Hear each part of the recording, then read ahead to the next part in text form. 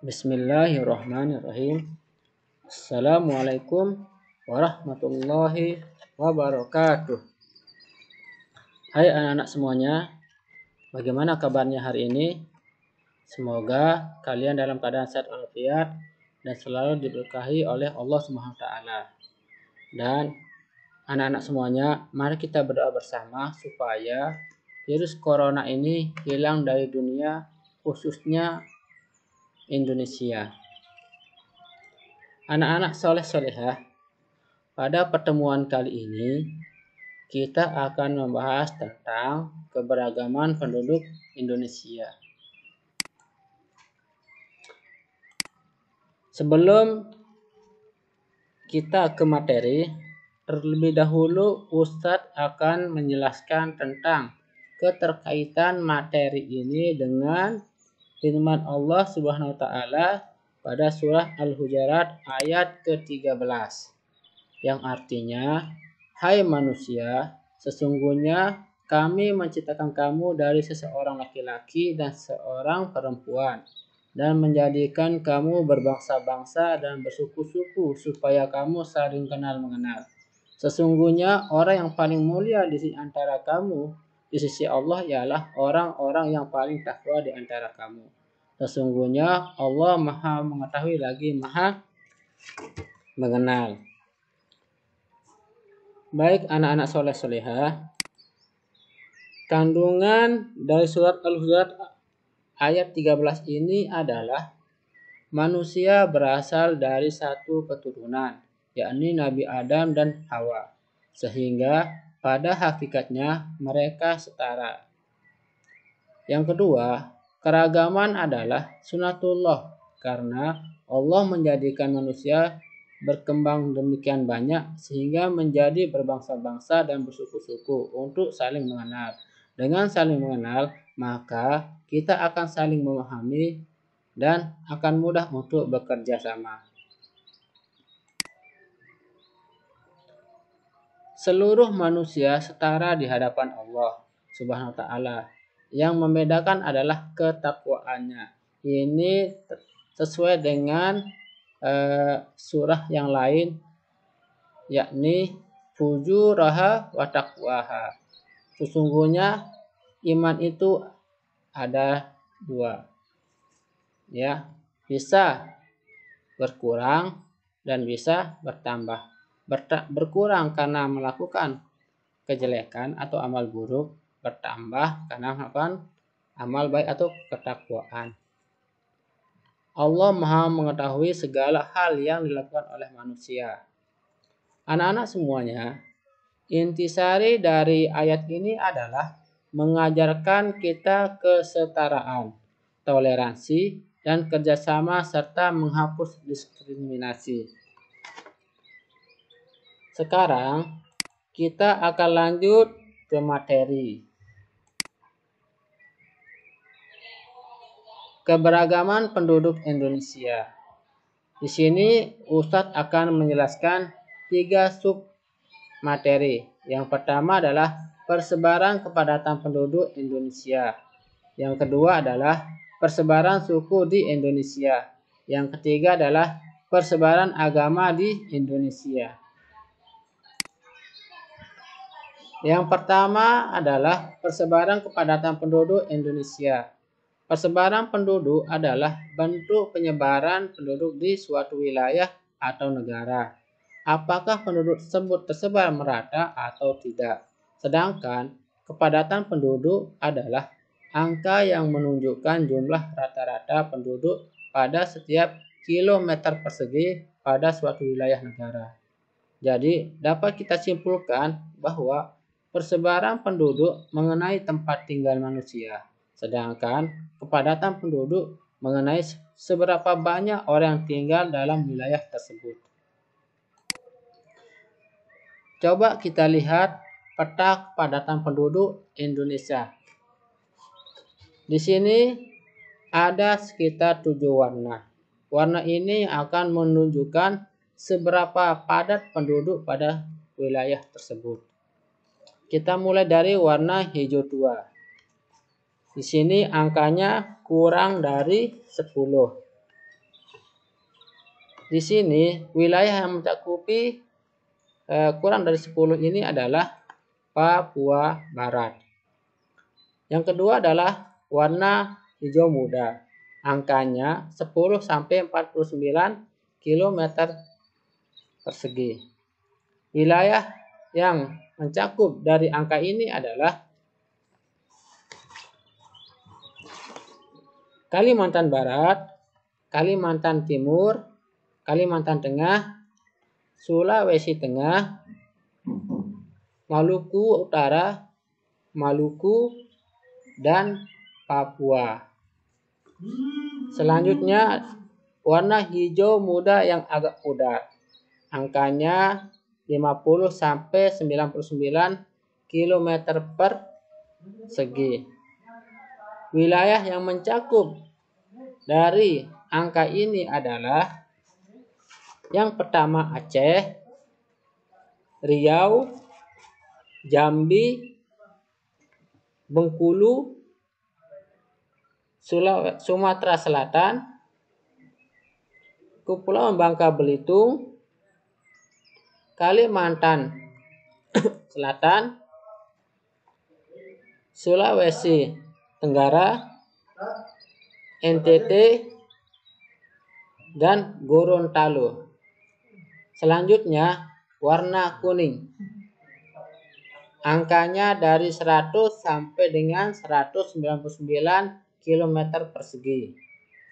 Wilayah yang mencakup angka ini adalah Sumatera Utara, Sumatera Barat, Sulawesi Selatan, dan Sulawesi Utara. Selanjutnya warna kuning muda. Angkanya adalah 200 sampai dengan 599 km persegi. Wilayah yang mencakup angka ini adalah Lampung dan NTB.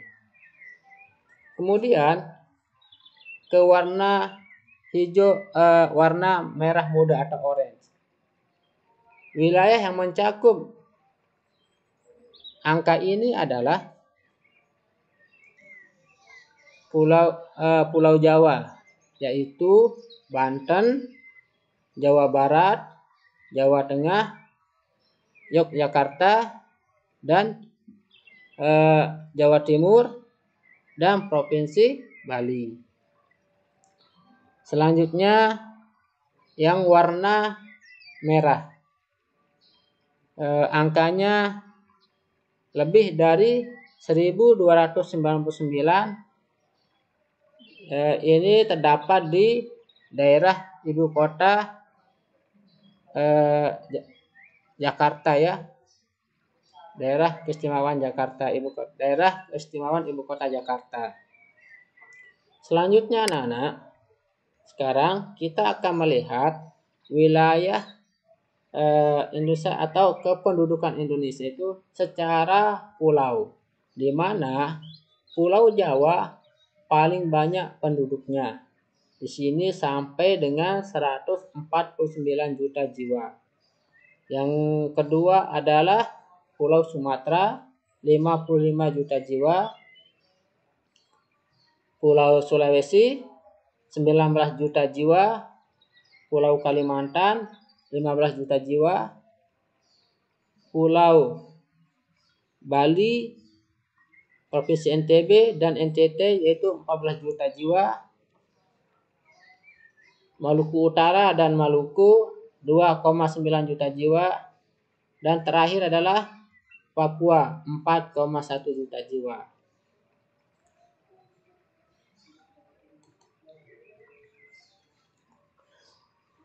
Faktor-faktor yang mempengaruhi persebaran kepadatan penduduk. Yang pertama, tingkat kesuburan tanah.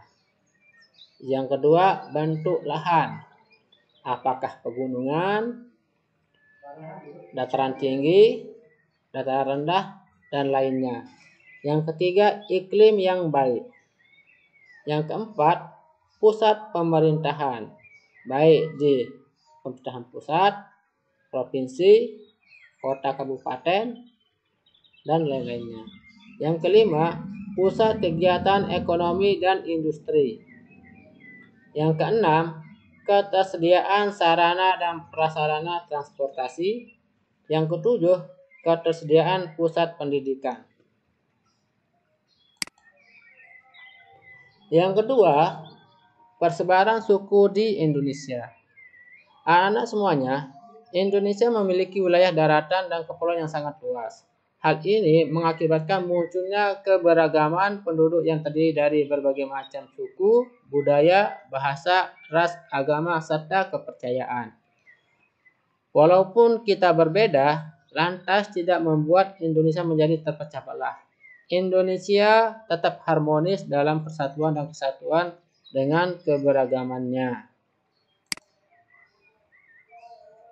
Nah, di sini kita akan melihat begitu banyak suku-suku bangsa yang ada di wilayah Indonesia, di mana di setiap pulau itu bermacam-macam suku bangsa. Misalnya di daerah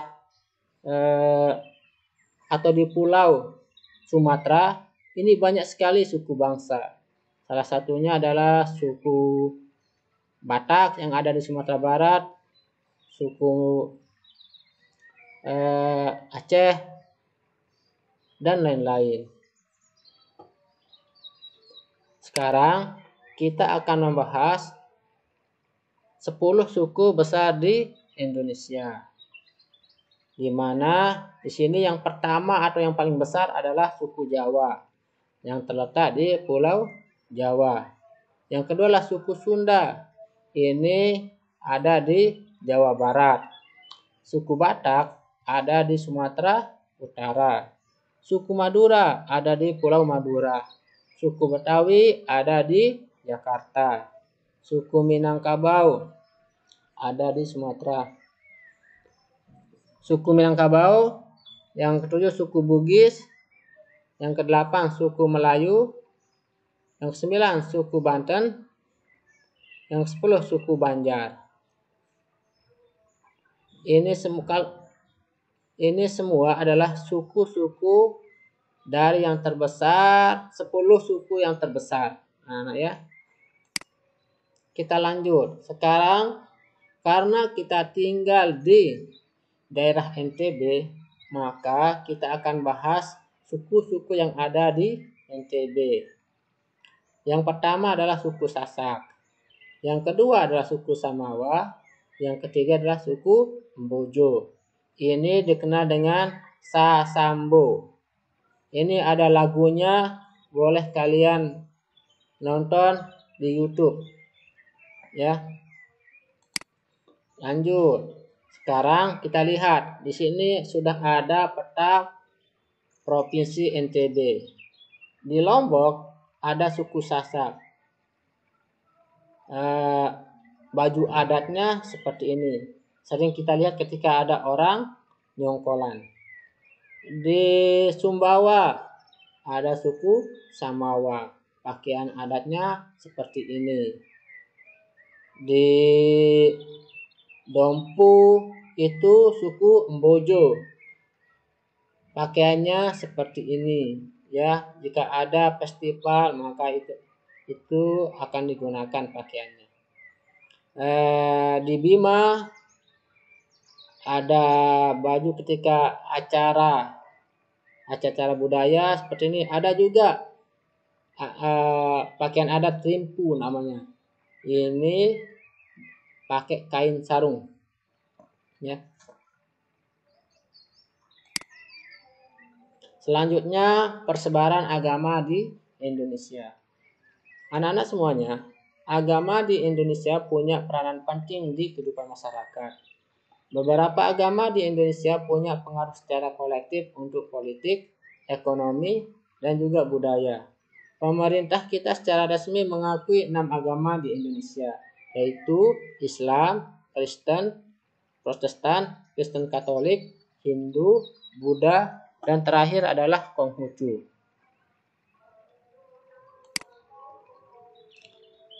Yang pertama adalah agama Islam. Agama Islam masuk ke Nusantara pada abad ke-11, di mana penyebarannya oleh pedagang dari Gujarat, India, Persia, dan Arab. Ini penyebarannya dengan cara perkawinan, membangun pondok pesantren, terus dakwah dan lain-lain. Pemimpin umatnya kiai, habib, syekh, ulama, kitab suci, Al-Quran, pelaksanaan ibadah 5 kali sehari setiap hari, yaitu sholat, tempat ibadah, masjid, musola, langgar, dan surau. Yang kedua adalah agama Kristen. Agama Kristen ini masuk ke Indonesia atau Nusantara itu pada abad ke-7. Ada 2 cara penyebarannya, karena di sini agama Kristen dibagi 2, yaitu ada Kristen Katolik dan ada Kristen Protestan. Kristen Katolik penyebarannya melalui perdagangan atau pedagang rempah. Ini dibawa oleh bangsa Portugis dan Spanyol. Yang kedua adalah Kristen Protestan dengan cara kependudukan atau penjajahan oleh Belanda dan Inggris. Ini memaksa pribumi untuk memeluk agama Kristen Protestan. Pemimpin umatnya pendeta untuk yang Protestan, romo, uskup, paus untuk yang Katolik. Kitab suci sama Alkitab. Pelaksanaan ibadah Minggu, Sabtu untuk Protestan, Sabtu dan Minggu untuk Katolik. Tempat ibadah gereja. Sama-sama di gereja dua-duanya. Selanjutnya adalah agama Hindu. Agama Hindu masuk ke Nusantara itu pada abad ke-1 atau pertama. Penyebarannya ada 4 teori. Ya, yang pertama itu teori Waisa, di mana seorang pedagang India yang beragama Hindu masuk ke Nusantara dan di sana melakukan perkawinan. Yang kedua adalah teori Kastria, di mana teori ini tentara India yang kalah dalam peperangan pergi ke Nusantara dan di sana dia menyebarkan agama Hindu yang dianutnya. Yang ketiga adalah Brahmana. Teori ini seorang pendanda atau pandita menyebarkan agama Hindu ke penduduk atau ke pribumi, ya, atau dikenal dengan nama misionaris. Yang kelima adalah Bumi Putra.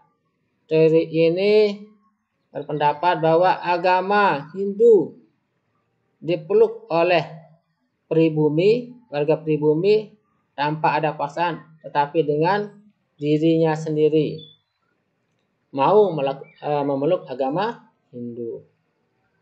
Pemimpin umat Hindu selinggih, pedanda, pandita, kitab suci, Weda, pelaksanaan ibadah 3 kali sehari, tempat ibadah pura.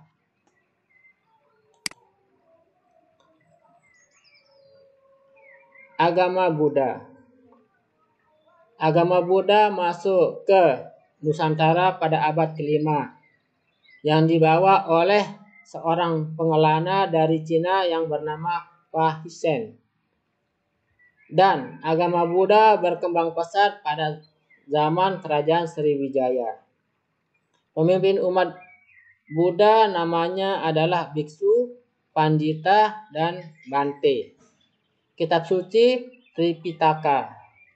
Pelaksanaan ibadah Minggu dan setiap tanggal 1, 8, 15, dan 23 penanggalan Chandra Sengkala.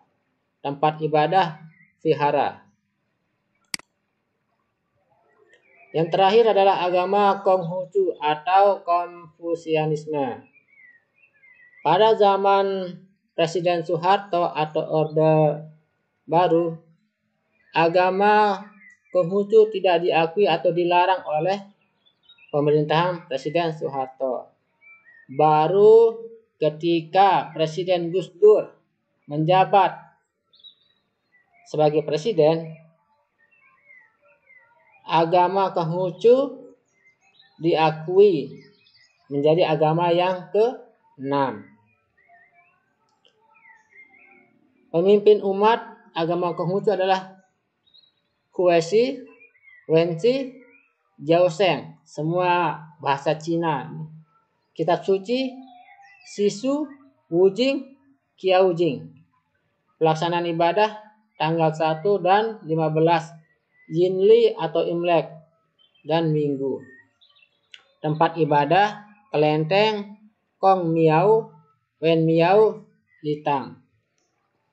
Baik anak-anak, mungkin ini penjelasan Ustadz tentang materi pada saat ini atau pada pertemuan yang kedua ini. Selanjutnya kita akan atau Ustadz akan memberikan latihan kepada kalian, di mana latihan soal atau penilaian akan diberikan melalui G-form yang ada di Google Classroom. Jadi nanti kalian bisa mengerjakan latihan itu nanti di Google Class, di G-form melalui Google Classroom. Mungkin ini yang bisa Ustadz sampaikan. Semoga bermanfaat. Terima kasih. Assalamualaikum warahmatullahi wabarakatuh.